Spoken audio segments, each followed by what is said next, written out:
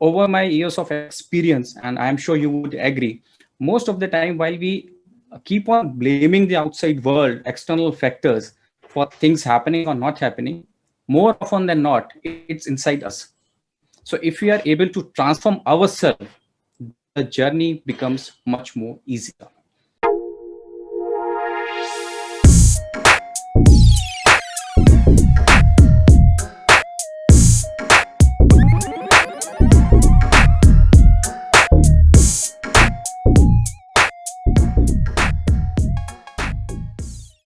Peter Drucker said, knowledge is the source of wealth.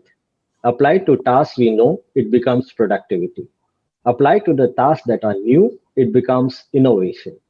So today we are going to talk to a self-transformation coach, mentor, and speaker, Mr. Lalit Hundalani from Noida. Welcome to Sip and Talk with Vikram. Thank you, Vikram, and thank you for inviting me. Most welcome. Yeah. Welcome viewers to this brand new edition with a transformation coach, and we are going to talk with him about productivity.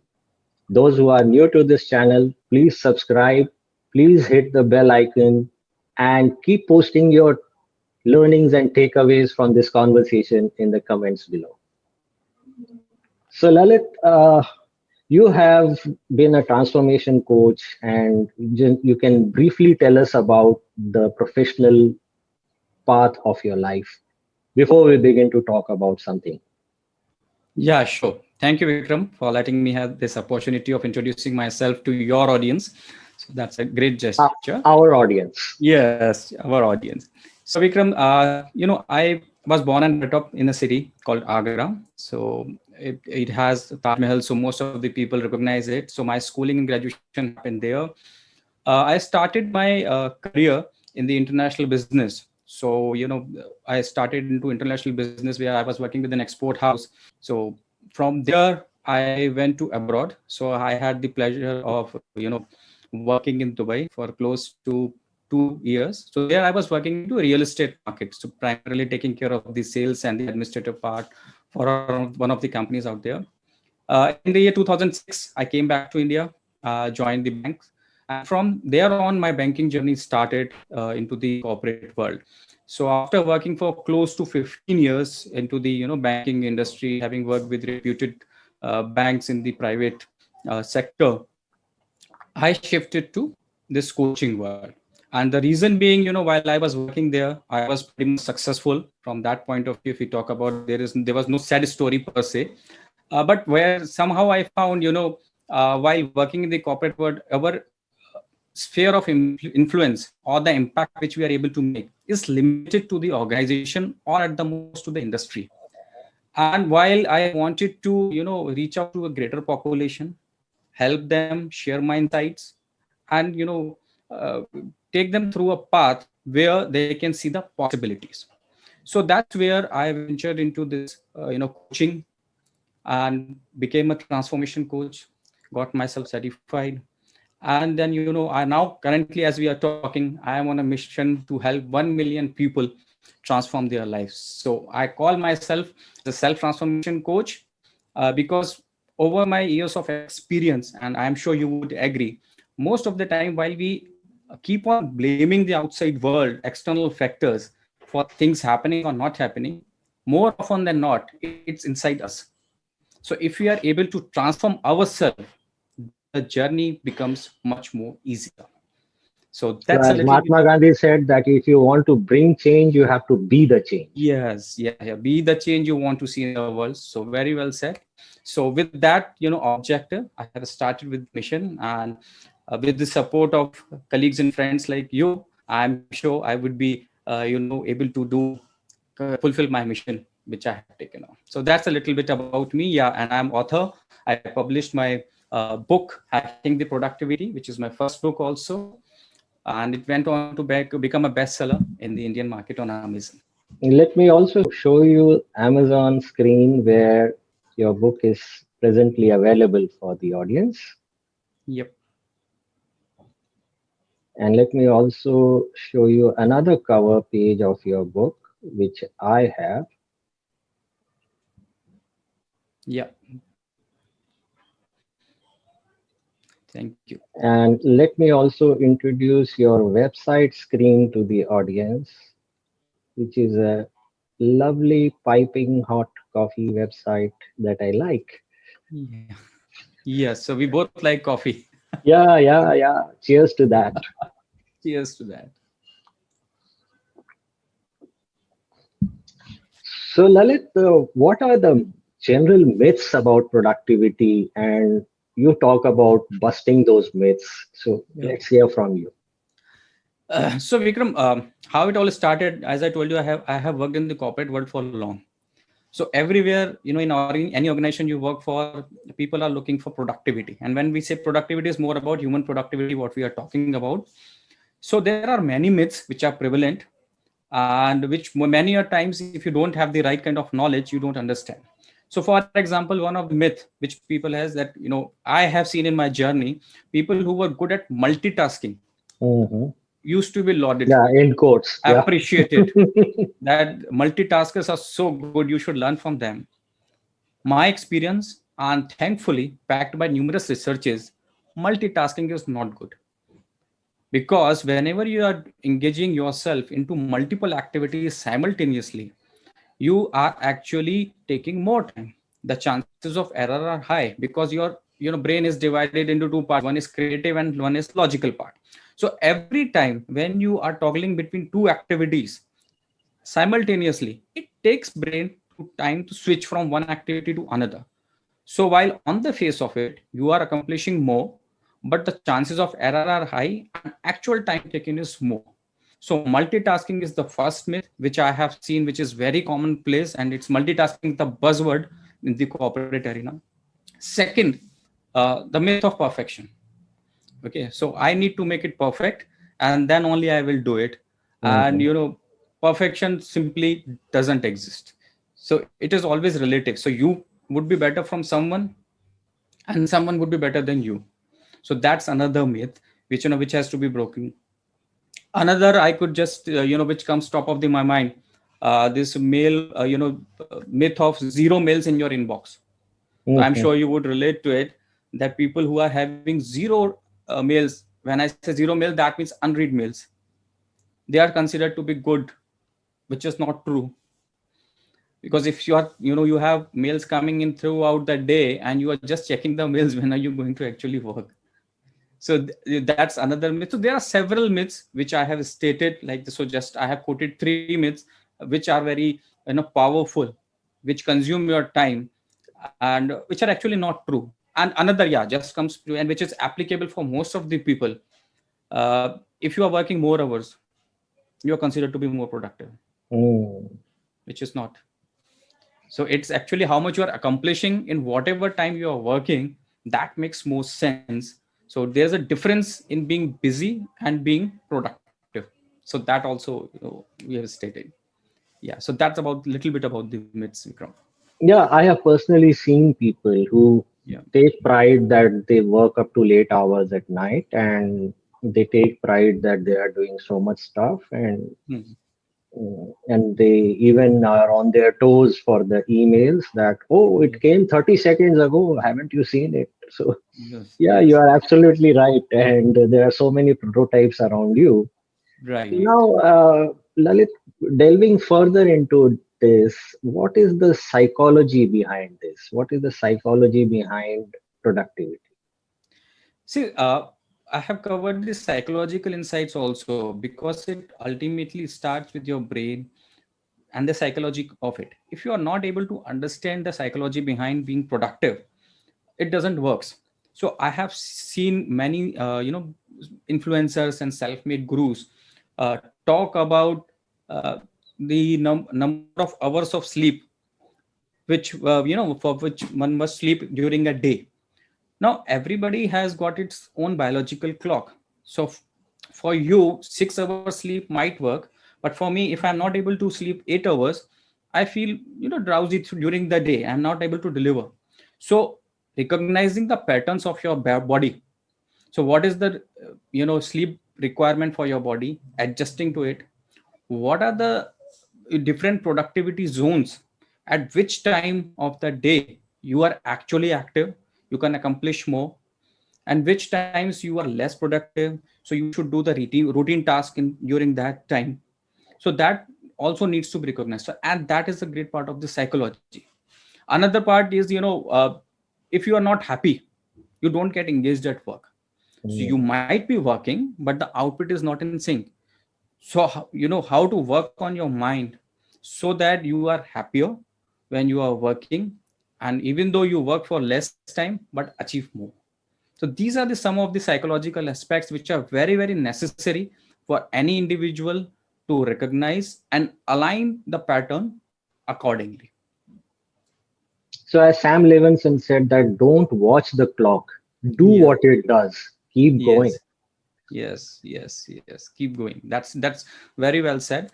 And many a times, when we get into this trap of following the habits of successful people, we somehow ignore our body. And since my subject on one hand is productivity, and other hand I'm talking about the self transformation, till the time we are not able to know about ourselves deeply, we are not self aware, things just don't work. So now that brings me to a dilemma, Lalit, that I want to say transform myself, become more productive, Yeah. and I can't go back to school. I have certain habits, I have developed them, the old gray hairs. Yeah. Now, are there really any hacks that can be adopted to bring about this self transformation, about becoming more productive? Yeah. So certainly, Vikram, and that was one of the primary objective of coming up with this book. Since through the student life only, I had this drive for being more productive, and as happens with most of us, we go into hit and trial mode. Certain things work, certain don't work. And then when I was writing the book, I did certain research also to see how things are shaping up in the world. Basis on that, we have come out with certain hacks, and that is also a subtitle of my book, so in which I have shared the hacks for the working professionals, business owners, and the students. So what are the top hacks they can apply? So there are a number of hacks given for each category. Once you go through the book, you identify what suits your personality, and then just adopt, say, to start with 5 of them, and start with. So I'm not asking you to go with all the 15 or 20. Take 5 and go with it. The only thing I am asking you to commit yourself and get into action mode. So if you go through my book, in the beginning only, introduction chapter, I have asked the readers that they should read only if they are committed to action. If they are not committed, they should not read the book, because if they are not going to act, there will be no transformation, and the entire purpose is defeat. So now coming to the hacks, just share a couple of them. Oh, yeah. One of the hacks, for example, I have mentioned about the professionals, that how professionals can utilize the time more productively. In my working years, I have seen one of the most difficult thing is to say no. Yeah. Anyone and everyone comes to you. If it is boss, it becomes all the more difficult to say no. If it is a colleague, you want to oblige. So the art of saying no, how to say no in a way so that the other person is not offended, but you are able to communicate it firmly so that you have time for yourself, and you are able to deliver on whatever you have committed. So many a times people fall into trap that if I say no, I might be ruining my relationship. So if you look in the hindsight, if you say yes initially and no later, you are anyways going to ruin your relationship with that person. So this is one. So learn to say no. Second is, as I have already mentioned, how to quit procrastination by building a system of consequences management. Hmm. So if there is a theory which states that we are usually in conflict with our current self, which is present self, we as of now, and a future self, which we want to become. So if we are able to foresee the consequences, that if we are not doing what we are supposed to do, what are going to be the future repercussions of that, and then build up an accountability system where we get a system of reward for doing the things, and punishment if you are not doing the things. So that's a very interesting hack, and if someone goes through the book, they would be able to understand. That's very interesting and works deeply on the psychology. Third is, I would say, consistent imperfect action. So don't wait for perfection. Okay, just get on, get moving. And I have a quote also, that it's okay to fall, because even if you fall, you cover some Mm. ground. The only thing which you need to ensure is fall forward, don't fall backward. So yeah, so these are some of the tips which have been stated, for students. Social media, so that eats a lot of time. So how to curtail the social media addiction, so that you are able to focus more on what is actually required, which is going to give you the result, which is going to give you the outcome. Yeah, these Yeah, are that's some a of very the. valid point that you suggested, that you should know the consequences of your inaction. Yes. Yeah. See, mostly what happens, people have plans, they have desires and wishes, but then they are just wishes. They are not Absolutely. backed by action, they are not backed by Yes. plans. Yeah. And then everything is lost with just, wishful thinking. So that's a Yes. very good thought, that you should know the consequences. If not this, then what will happen? What is the price Yeah. I'm going to pay? So Yeah. sometimes you feel that the price of doing the hard work right now is much less than the price of the consequences that will come later. It's a very brilliant Correct. thought. Thank you for sharing that. Yeah, Vikram, just to add one more thing, I have given some tips for the business owners, and there I have covered the leadership of the organizations also. Uh, so where I have also seen, so a human wants to be productive, so that's the objective. The senior management also wants the employees to be productive, but till the time both are not in sync, things usually don't happen. So while an employee would be trying to work hard, deliver his best, but if the external environment in which he or she is operating, that is not conducive to increase the productivity, things usually don't happen. So the role of leadership becomes critical in such a scenario, to give the space to the employees with clear cut direction that these are the deliverables, but just don't sit on their head. Which I mean is, don't get into micromanagement, which happens at most of the Hmm. times I have Yeah, seen. it happens. Yeah, and provide them a decluttered or a noise-free environment. Don't engage them into too many things at the simultaneously at the same time, where you are calling them for meetings simultaneously. Things just don't happen. So yeah, that is one thing which I have mentioned about the business leaders, which they should look into. Yeah. So sorry, I missed that earlier, so I thought I should mention it. Good that you added it up. Yeah. And viewers, I would like to know your thoughts and your views about this. What, in your opinion, is the best way to enhance productivity? Please put it down in the comments here. Yeah. So, Lalit, what I gather from this conversation is that one needs to have a unidirectional focus. Yeah.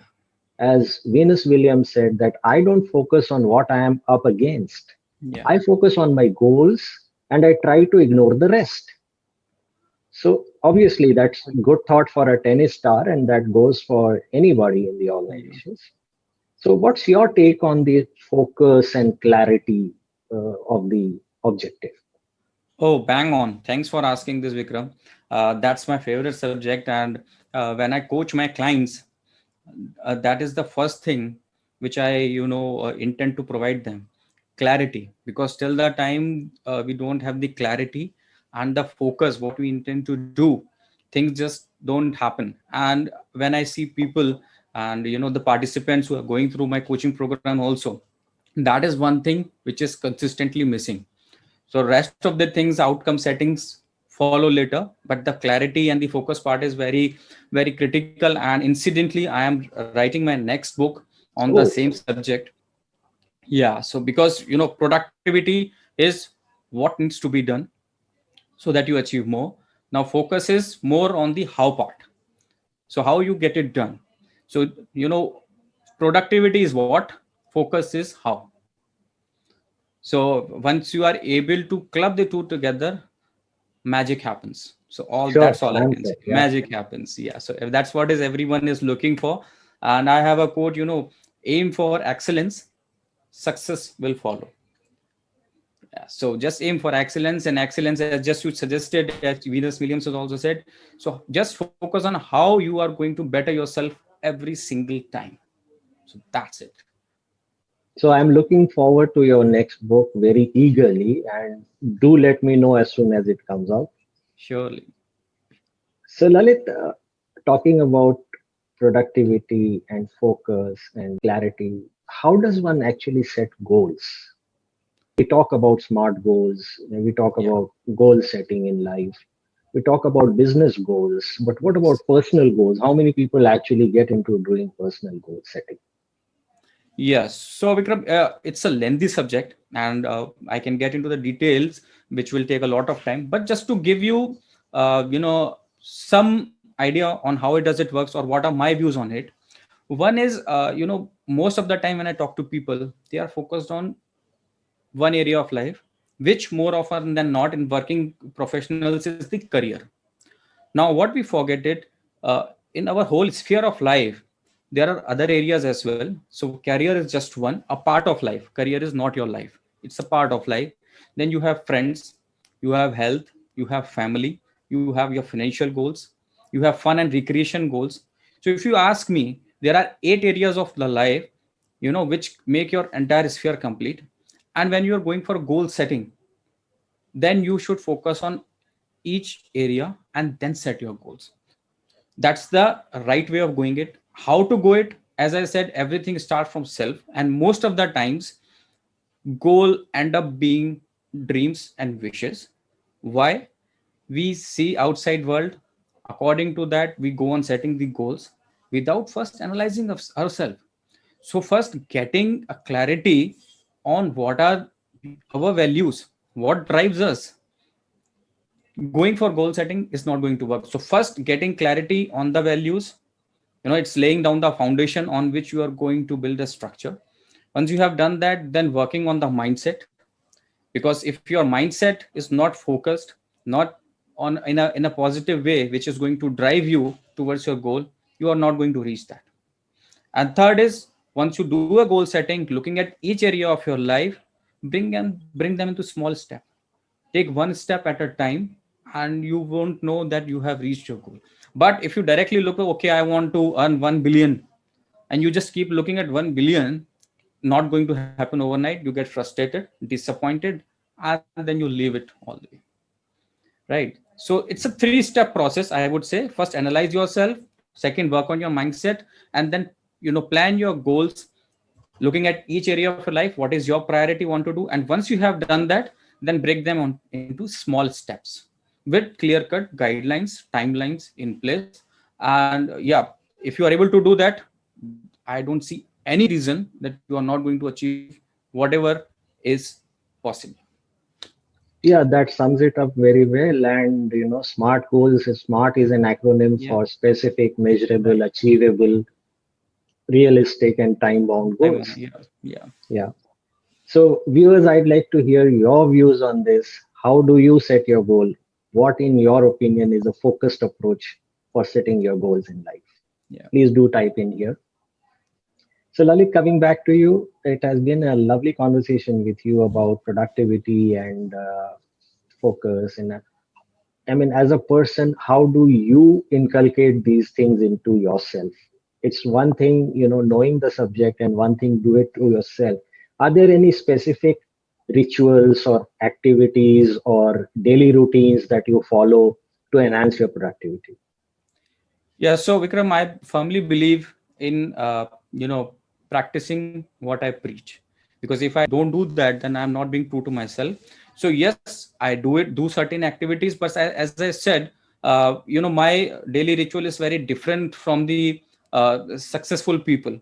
So I am not a early riser. Okay, my mental faculties are at their best towards the night. So I do more of my creative works toward the late hours. Maybe it is writing or something creative work which I do at the night. Towards the morning, I do most of routine stuff, because it gets me some time to start and get to my best. So I take some time. So yeah, that's it. Otherwise, I am pretty much flexible, not hard and fast. But yeah, if I have my goals, which I usually do. So I have my 1 year, 3 year, and 5 year goals. So which is small, medium, and long term. So I work according to that. So if I have my 1 year goal, I am working towards that. So once I wrote my book also, I had fixed up the publishing date and then work backwards from there.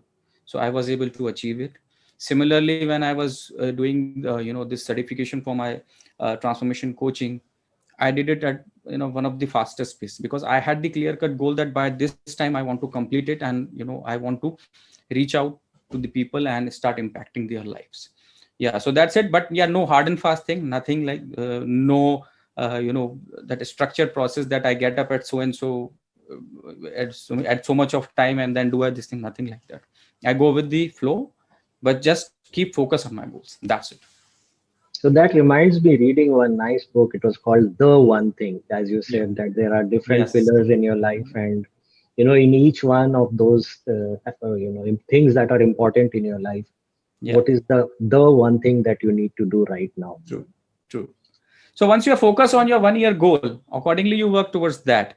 And if in my daily to-do list, which I usually write, I just write three things, not more than that. Three things only. So which I need to accomplish, and uh, mostly I try to ensure that I'm able to do it. I won't say 100%, because sometimes life takes over and things don't happen in the way you plan. But yeah, usually it's three things which I accomplish during the day. So that's a good thought. I mean, I've seen people writing down a whole list of things in their things to do, and they carry it over for the next day. No, no, no. Yeah, I'm very practical in my approach, as I said. So I'm not an idealistic person. I'm a very flexible person. So practical approach is what I adopt, so that things do happen. Once you prepare such a long list, and then you don't do it one day, second day, third day, fourth day, you stop writing those things altogether. So yeah. So, Lalit, I hope you are also enjoying this conversation along with our viewers. So, one parting advice for our viewers: what are the top three things that they should start doing from today to enhance their productivity? So my only suggestion would be, first, go into self analysis, observe yourself, find out what are your patterns, how is your biological clock tuned. According to that, make routine, take 5 things at a time, and once you have decided on it, follow it for 30-day period. And that is what I have also stated in my book. Anything which you are planning to do it for 30 days, so that it becomes a part of you. So analyze yourself, identify what are the things you are going to do which suits your personality and which you are convinced about. Someone else is not telling you, but you are convinced about.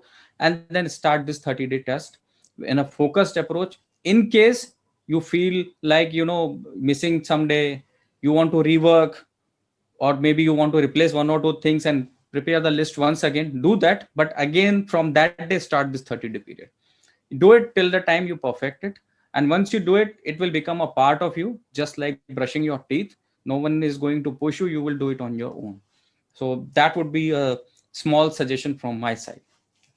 Thank you. That was a very valuable advice. And viewers, I again ask you to please post in your comments, what do you think about this?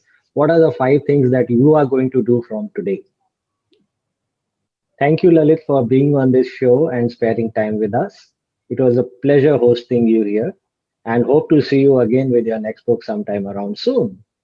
Most welcome, Vikram. It was lovely to have a conversation with you, and I enjoyed myself thoroughly.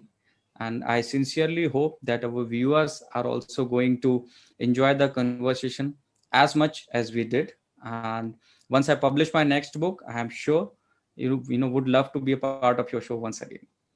Thank you. Thank you. Namaste. Namaste.